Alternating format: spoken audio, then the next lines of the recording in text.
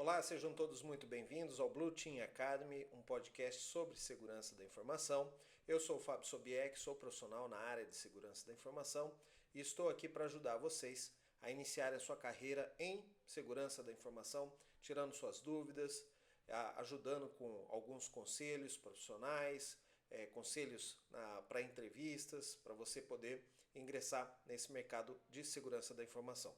Se você gosta desse assunto, não deixe de deixar o seu like, clicar aqui, compartilhar esse conteúdo com seus amigos, suas amigas, para que a gente possa espalhar mais a palavra da segurança da informação, ajudar para quem quer começar nessa carreira, tá ok? No episódio de hoje nós vamos explicar o que é compliance, ok? Então fique comigo, vamos para a nossa vinheta e logo depois a gente começa o nosso conteúdo.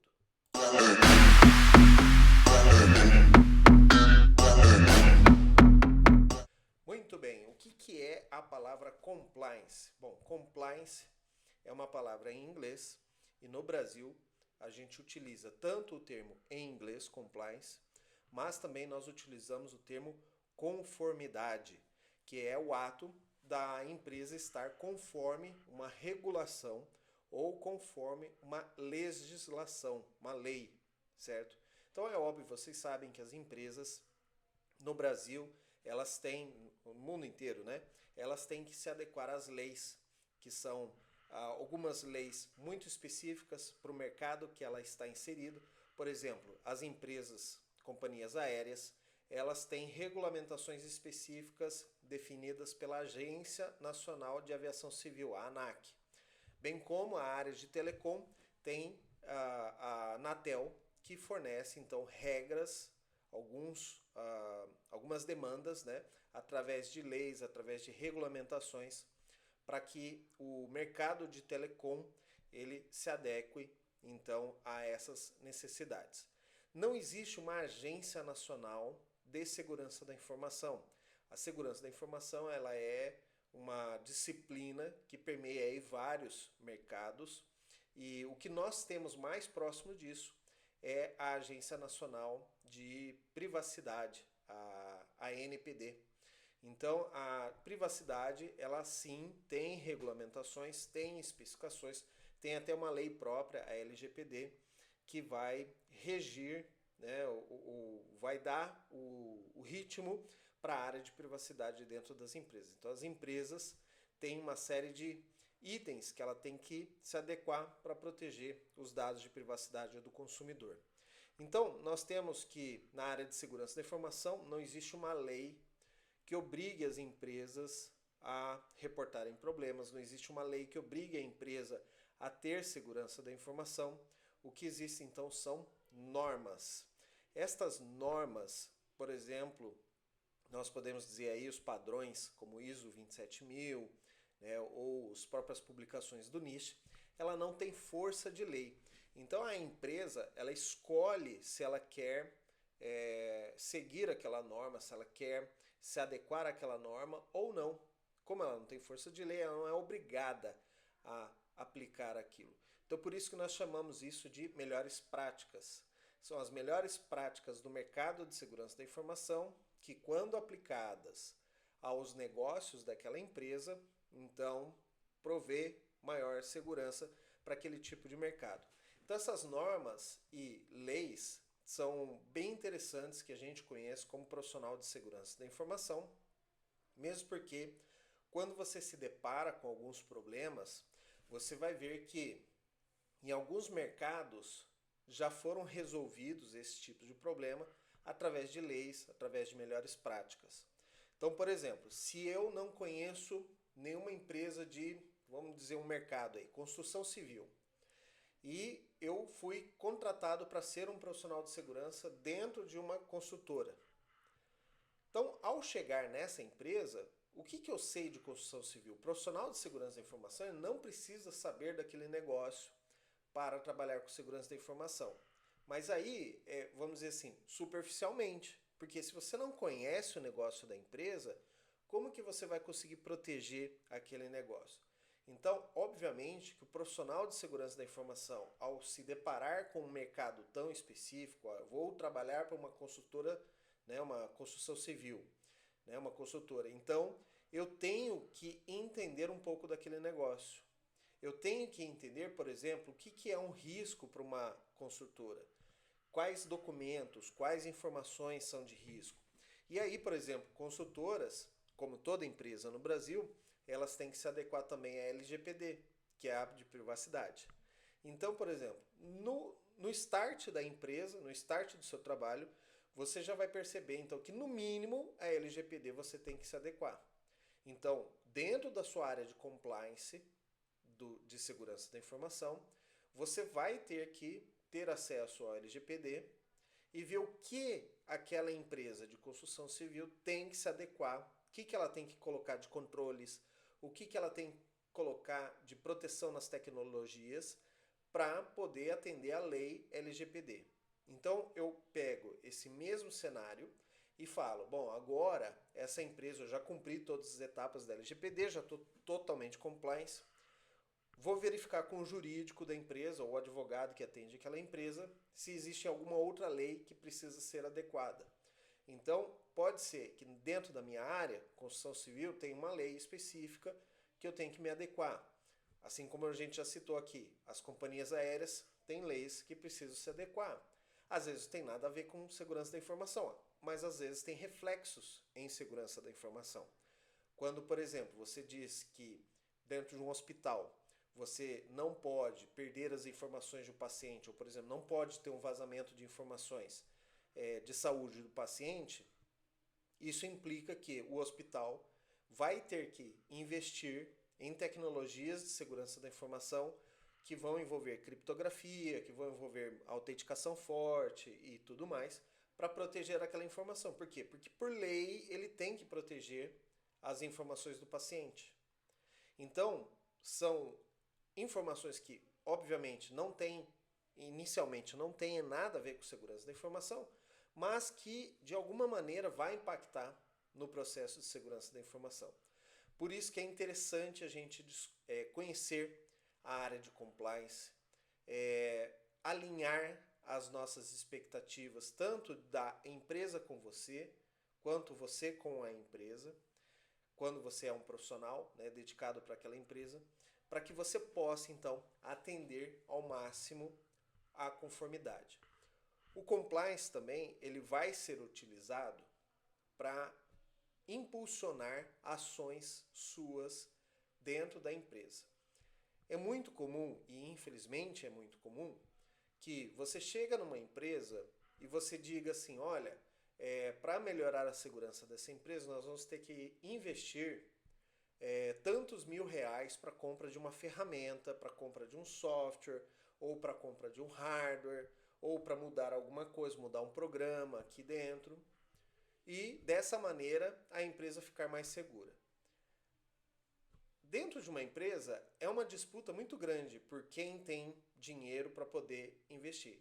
Eu, na área de segurança, vou querer investir, pegar dinheiro da empresa e investir na segurança. A área de TI vai querer investir em tecnologia. A área de marketing vai querer investir em propaganda, publicidade. A área do jurídico vai querer pegar dinheiro da empresa para investir em, sei lá, contratar mais advogados, contratar ferramentas que acelerem o processo das análises jurídicas e tudo mais. Então, vai ser uma disputa dentro da empresa por quem consegue captar mais dinheiro para o seu departamento, para o seu setor. E o compliance, ele vai te ajudar na medida que, olha, eu preciso desse dinheiro, eu preciso justificar esse orçamento, porque a gente tem uma lei que a empresa tem que seguir. Da mesma maneira que o cidadão tem que seguir algumas leis, a empresa tem que seguir. Então, o compliance, veja bem, ele pode ser utilizado, em alguns casos, para justificar o seu investimento em segurança da informação. Então, por isso que é bastante importante que você, como profissional de segurança da informação, conheça o compliance, entenda muito bem, porque vai poder ser uma ferramenta que vai te ajudar no futuro a você conseguir, então, empacar os seus projetos, né? Emplacar os seus projetos. E aí você consegue, então, justificar e tirar orçamento da empresa para vincular aos seus projetos. E você consegue, então, cumprir os requisitos de segurança que você precisa, tá? Não é compliance a parte, por exemplo, de documentação. Às vezes as pessoas confundem, falam assim, eu estou fazendo compliance da empresa. Não, o que você está fazendo é apenas uma documentação. O que é isso, somente uma documentação? Por exemplo, cheguei na empresa, faço lá um levantamento. Quantos computadores a gente tem? Não sabemos ao certo. Se você não sabe o teu número de computadores, ou o teu número de softwares, a lista dos seus softwares, seu inventário, por exemplo, como que você vai conseguir proteger alguma coisa que você não tem nem ideia do tamanho? Então é óbvio que você tem que fazer alguns trabalhos anteriores, né, para você começar na área, agilizar a área de segurança de uma empresa, obviamente partindo do zero, tá? Não vou dizer uma empresa que já está estabelecida a área de segurança e tudo mais, já deve ter provavelmente isso. Mas se você iniciar uma área de segurança numa empresa do zero, provavelmente você vai ter que começar desde os primórdios, montando ali. Então, essa fase de documentação do ambiente, ou que algumas pessoas chamam de as is, né, como está hoje, isso não é compliance. Mas existem algumas normas que dizem que você tem que documentar o seu ambiente. Sim, tem normas que dizem isso. Salvo engano, a própria ISO 27000 ela tem alguns desses requisitos, mas isso faz parte do seu dia a dia, tá? Não é assim, vou estar fazendo compliance documentando, tá? Também não é considerado compliance quando é alguma coisa que é de responsabilidade de uma única pessoa dentro da empresa. Então, por exemplo, o cara tem o perfil de aprovador de pagamentos de fornecedores. Então é um compliance dele, ou ele tem que atender certas regras. Não, isso aí não é considerado compliance, isso é responsabilidade. Existem pessoas que confundem, tá? Então, eu tenho que fazer a segurança da empresa, né? O meu compliance é fazer a segurança. Não, é minha responsabilidade. O compliance é algo que a empresa tem que atender, tá? Eu ter a minha responsabilidade como profissional de segurança da informação, que ninguém vai atacar a empresa, ou que eu tenho que proteger a empresa dos ataques, isso aí é o meu cargo, entendeu? São minhas responsabilidades que têm a ver com o meu cargo. Isso não é considerado compliance, tá? E também, compliance não é simplesmente você ser um checkbox,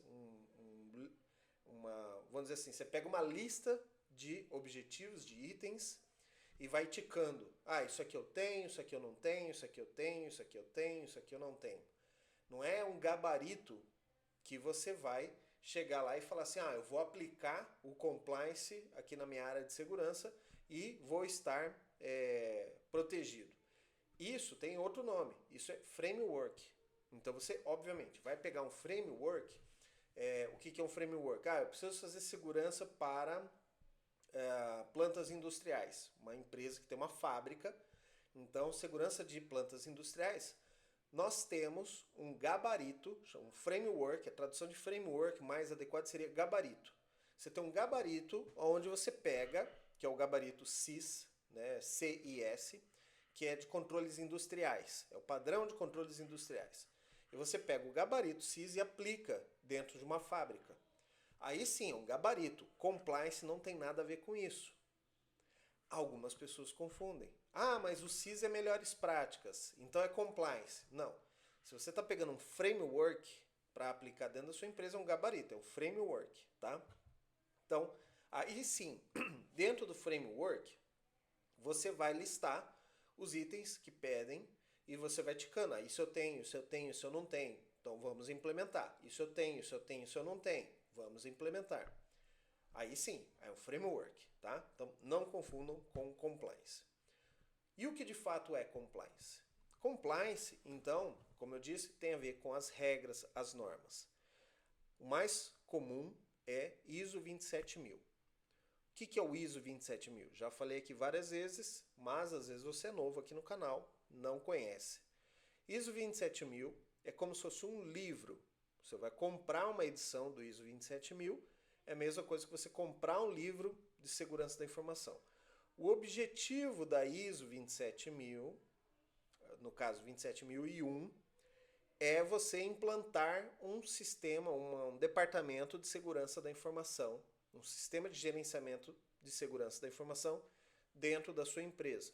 Então, como ele é um departamento de segurança da informação completo, se você pegar tudo que diz o ISO 27001 e colocar na sua empresa, aplicar, lá diz, todo software tem que ter um programa de backup e fazer cópias de segurança.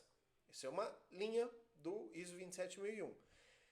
Você implantar essa linha dentro da sua empresa e você fazer o backup diariamente das suas informações, você está cumprindo com aquela linha, aquela recomendação da ISO 27001. Então, ele é um conjunto de recomendações da 27001, é um conjunto de recomendações conforme você vai aplicando dentro da sua empresa, você atinge o objetivo principal, que é montar o teu departamento de segurança da informação. Aí, você pode chamar uma auditoria e certificar a sua empresa em 27001. Aí é um passo extra. É obrigatório você fazer isso? Não, não é obrigatório. Tá? É só alguns departamentos. Qual é a vantagem, né, de você certificar ISO 27001? É você poder dizer ao mercado, aos seus clientes, aos seus fornecedores, olha, a minha empresa ela segue padrões de segurança da informação, padrões rígidos, como a 27001. Então eu tenho aqui, sou certificado, alguém veio aqui e me auditou. Então estou dentro da norma, ok?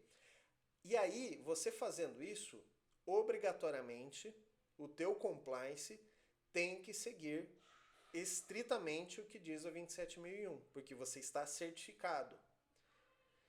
Então veja bem, você simplesmente aplicar a 27001 na sua empresa não significa que você pode alardear para todo o mercado que eu sigo aqui as melhores práticas de segurança 27001. Você não pode dizer isso se não for certificado. E se você se certificar, aí sim, você obrigatoriamente tem que seguir. Vai fazer parte do teu compliance. Você obrigatoriamente vira uma lei para você, entendeu? Para você poder dizer que você está certificado naquela recomendação. Existem outras, por exemplo, GDPR e LGPD são leis. Essas você tem que seguir. Queira você colocar ou não, você é obrigado a colocar. Então você tem que cumprir, por quê? Porque a sua empresa está em uma região onde aquela lei é válida. Você quer mais um exemplo de lei? O Marco Civil Regulatório. O Marco Civil Regulatório traz uma série de coisas que você tem que adotar e parte delas tem muito a ver com segurança da informação, como por exemplo a coleta de logs. Os logs eles devem ser armazenados por prazo mínimo de 5 anos, de acordo com o Marco Civil Regulatório. Ah, mas aqui na minha empresa a gente descarta os logs. Você não está cumprindo a lei. Se você for acionado, ou seja, sua empresa for processada e a empresa, o juiz, pedir para você juntar os logs ao processo e você falar eu não tenho os logs, ele vai te dar ou uma multa ou uma punição porque você não está seguindo a lei do Marco Civil Regulatório. E dentre outros itens, né? Por exemplo, o Marco Civil Regulatório tem que uma empresa de telecom ela não pode cobrar do seu cliente diferentes valores para determinados acessos. Ou seja, quando você contrata a sua internet em casa ou na sua empresa, a empresa de telecom ela não pode te cobrar mais para você acessar o Netflix, ou te cobrar mais para você acessar o WhatsApp, ou para acessar o Facebook, o Instagram. Ela não pode cobrar preços diferentes. Quando você contrata tantos gigabytes de acesso a tal velocidade, é isso que você pode contratar. Você vai ter essa velocidade e esse acesso, teoricamente, em qualquer site que você queira. Por quê? Porque se você cobra preços diferenciados, primeiro, você está influenciando na competitividade entre as empresas.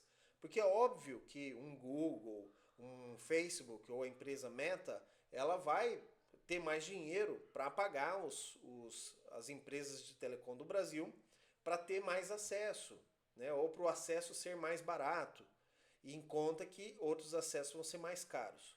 Então isso é injusto em termos de competitividade. Segundo passo é porque afeta a sua a questão de escolha. Então, a tua liberdade de escolha, por exemplo, tem pessoas no Brasil que preferem acessar o x.com. Tem pessoas que preferem o Instagram. Por quê? Porque tem mais a ver com as minhas ideias, os meus valores e tudo mais.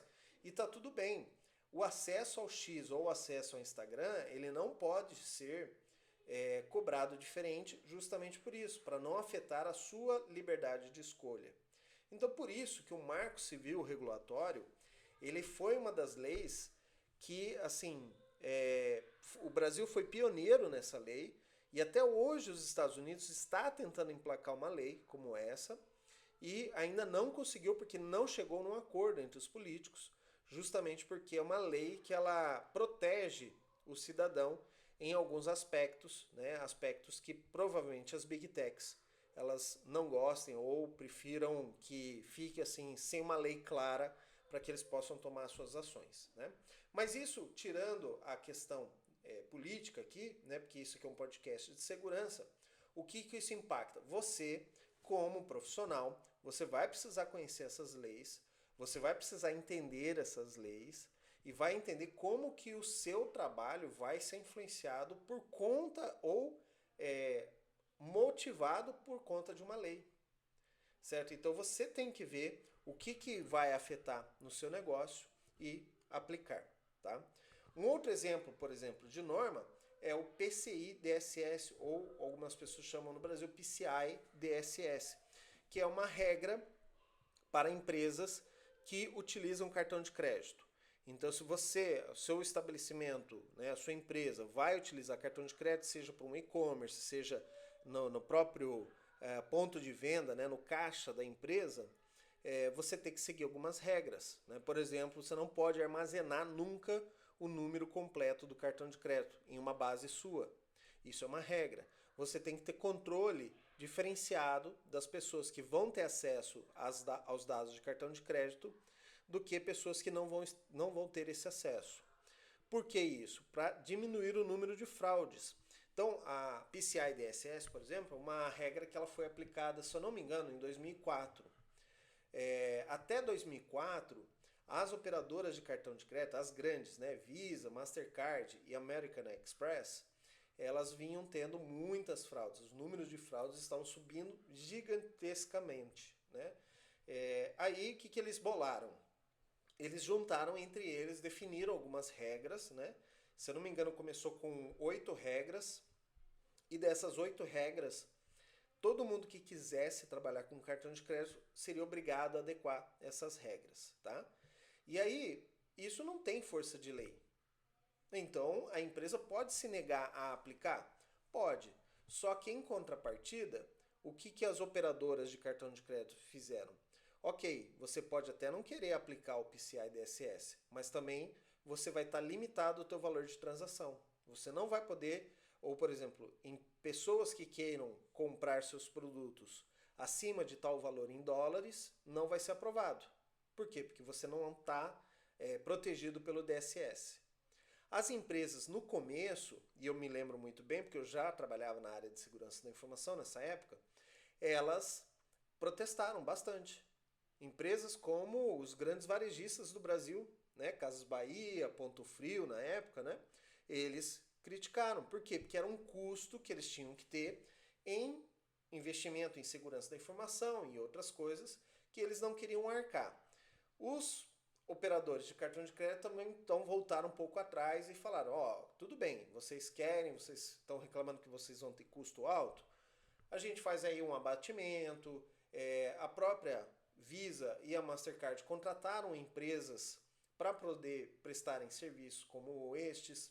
A própria Mastercard hoje, ela tem um departamento que faz consultoria para empresas, justamente porque ela viu que era tanto trabalho que tinha que ser feito, que eles estavam gastando tanto dinheiro com empresas como Deloitte, KPMG e tudo mais, e eles falaram, vamos desenvolver nosso próprio time de consultoria. Então, hoje a Mastercard ela tem um time de consultoria que é especializado em segurança da informação e em outros aspectos para prestar serviços às empresas que utilizam o cartão Mastercard como forma de pagamento.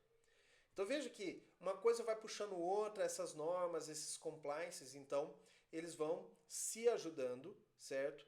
E vão com o objetivo de reduzir as fraudes, né? Reduzir a exposição aos riscos desnecessários de todo o negócio, não só de segurança da informação, mas também de outras questões. Bom, um dos principais resultados de ter o compliance é a elaboração de políticas de segurança, que você vai poder desenvolver e se apoiar no compliance para isso e virar, obviamente, uma regra dentro da sua empresa. E o outro ponto também é a sua estratégia de risco. Por que eu falo estratégia de risco? Existem empresas muito grandes que, às vezes, por ela ter um caixa muito grande, tudo, ela vai ter um apetite maior ao risco. Quem que define isso? É o dono da empresa, o CEO. O CEO, ele vai dizer assim, olha, a nossa empresa pode aceitar um pouco mais de risco porque a gente está ganhando dinheiro com isso. Ou empresas que a concorrência é muito alta, ela fala, olha, temos um apetite menor a risco, porque dependendo do prejuízo que a gente toma, a gente pode quebrar. Então, você tem que saber qual que é o limiar dentro da sua empresa de apetite ao risco. E baseado nesse apetite ao risco, você vai adaptar também para a área de segurança. Isso tudo vem de estratégias, da governança, e por isso que compliance faz parte do GRC, Governança, Risco e Compliance. Tá?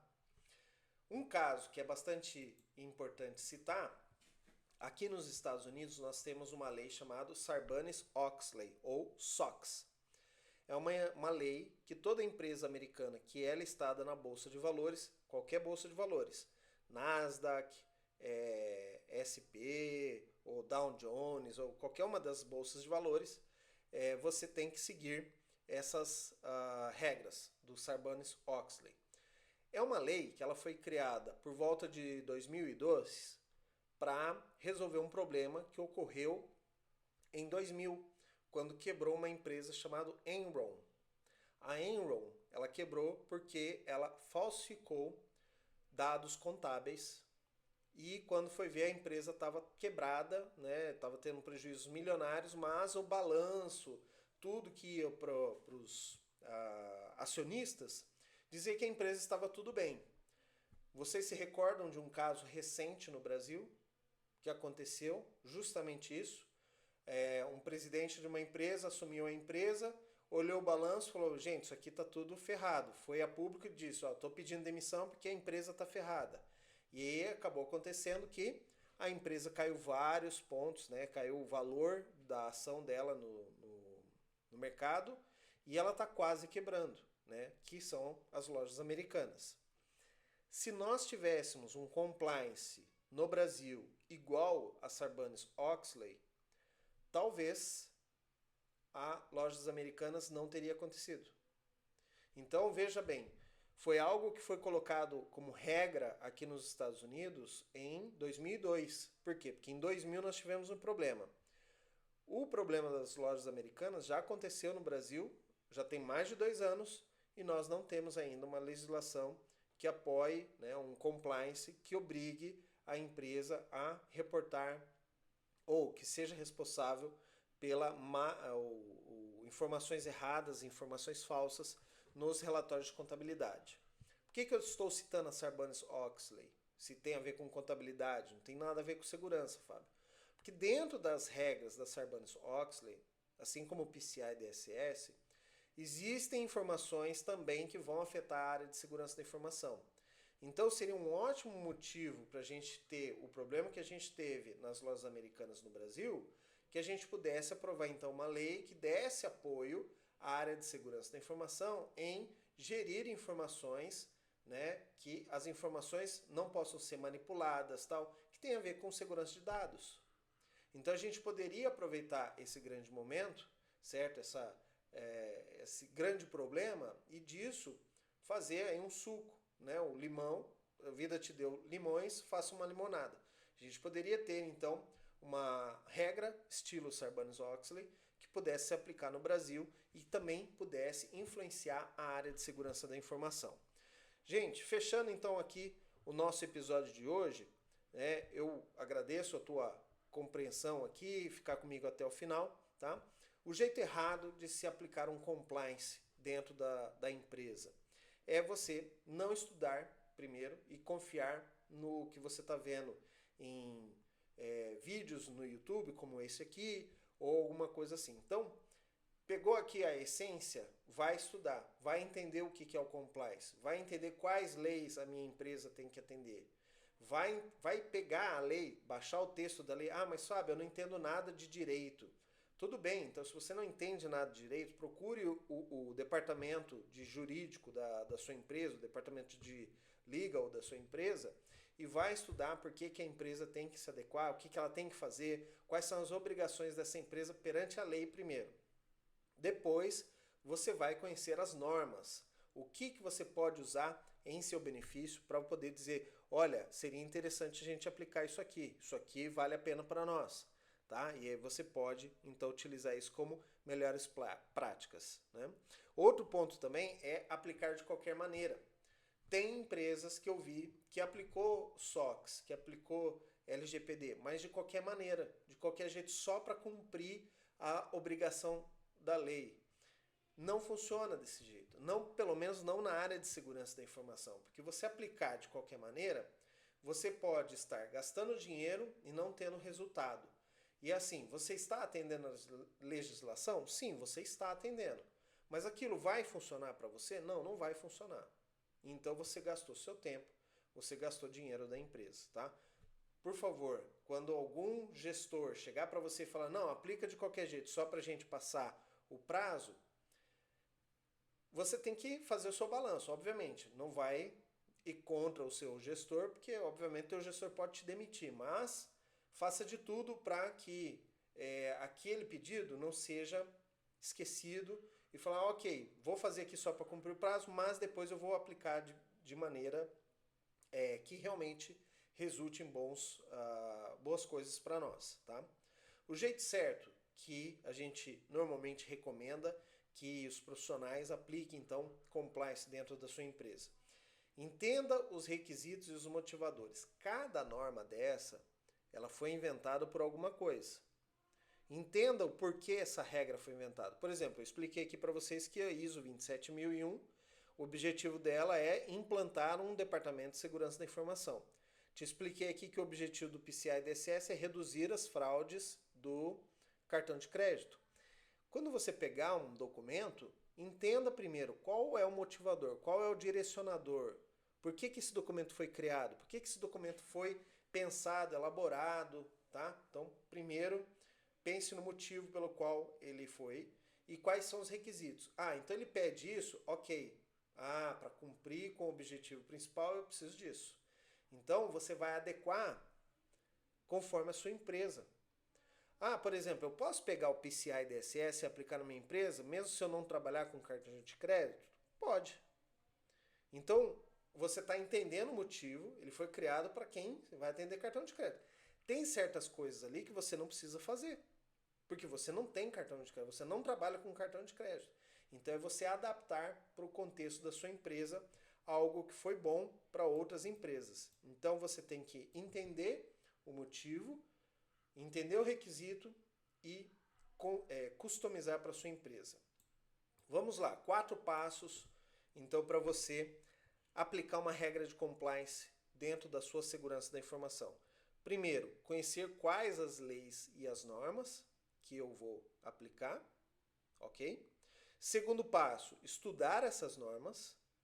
Tem alguns que você pode baixar livremente, tem outros que você tem que comprar o produto, né? Comprar o livro, o PDF, para você poder ler, né? E ver os casos de aplicação, para onde que isso aqui se adequa. Terceiro, planeje e coloque esse compliance na sua empresa. Então, planeje antes.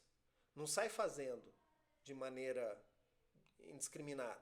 Vamos pensar, ok, vou fazer isso, vou medir dessa maneira a eficiência, vou medir dessa maneira o resultado, porque alguém um dia vai te cobrar, vai falar assim, olha, mas a gente gastou tanto para colocar aquilo lá, qual foi o resultado disso? Você tem que ter uma maneira de mostrar e falar, olha, nós reduzimos as fraudes em tanto, nós melhoramos a empresa nisso, nós reduzimos, né, acabou a parte de vazamento de informação. Então você tem que ter maneiras que você possa mostrar que, olha, aquilo que nós gastamos deu certo, ó, tá rendendo frutos, tá? E por último, quarto passo é monitorar essa compliance que você está colocando, né? Essa regra, monitorar e validar se ela está ok, se ela ainda está valendo, se ainda faz sentido para sua empresa. Às vezes sua empresa começa a mudar tanto os negócios que chega um momento que já não faz mais sentido para vocês terem aquela regra aplicada no ambiente de vocês. Pessoal, muito obrigado por me acompanharem até aqui. Espero que você tenha gostado desse conteúdo. Deixa seu like, não se esqueça, subscribe aqui, faz a sua assinatura neste canal para você poder ficar recebendo todas as atualizações que a gente publica aqui. Não esquece também de compartilhar com seus amigos, suas amigas, para que a gente possa ampliar nosso discurso aqui em segurança da informação, possa ajudar mais e mais pessoas a começar a sua carreira em segurança da informação. Muito obrigado. Se você ficou comigo até o final, escreve aqui nos comentários normas, para a gente saber que você chegou até aqui. Valeu, até mais!